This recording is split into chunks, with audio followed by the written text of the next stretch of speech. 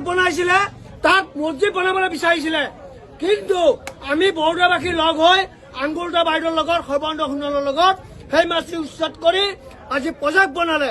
কিয় বৰদোৱাত গৈ কংগ্ৰেছ চৰকাৰে ৰাজনীতি কৰিব লাগে? মতা মাছ মাইকী মাছৰ ৰজাক আদৰি পেলাই গান বাইন আহিছে আজি। কিহৰ কাৰণে আছে? তেওঁ ভগৱান নেকি? তেওঁ ভগৱান নেকি? নে ভগৱানৰ কিবা বংশধৰ? আজি আমি বৰদোৱাবাসী হৈ লজ্জা পাইছো এজন মানুহক গান বাইন লৈ আদৰিবলৈ আহিছে। কিহৰ কাৰণে? তেওঁ ভগৱান নহয়, তেওঁ মানুহ, তেওঁ চোৰ, বাপেক চোৰ, তেওঁ গোষ্ঠী চোৰ, তেওঁ পাকিস্তানৰ এজেণ্ট, ঘৈণীয়েক পাকিস্তানত চাকৰি কৰে, তেওঁ অসমত থাকে আৰু অসমৰ সমস্ত কথা পাকিস্তানক কৈ পাকিস্তানক উত্তাপন কৰি পেলাইছে। পাকিস্তানক উত্তাপন কৰিছে। কিহৰ কাৰণে পাকিস্তানে আজি মিয়াই আমাৰ ওপৰত অসমীয়াৰ ওপৰত কিহৰ দাদাগিৰি কৰিব বিচাৰিছে?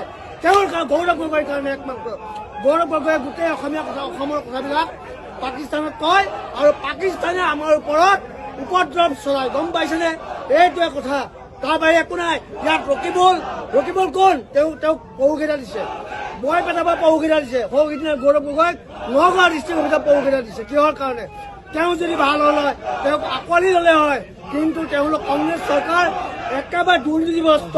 তেওঁলোকৰ কোনো কাম নাই, অসমত তেওঁলোকৰ কাম নাই।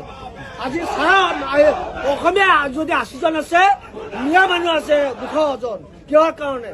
তেওঁলোকে মিয়াক লৈ ৰাজনীতি কৰে, অসমীয়াক লৈ ৰাজনীতি নকৰে।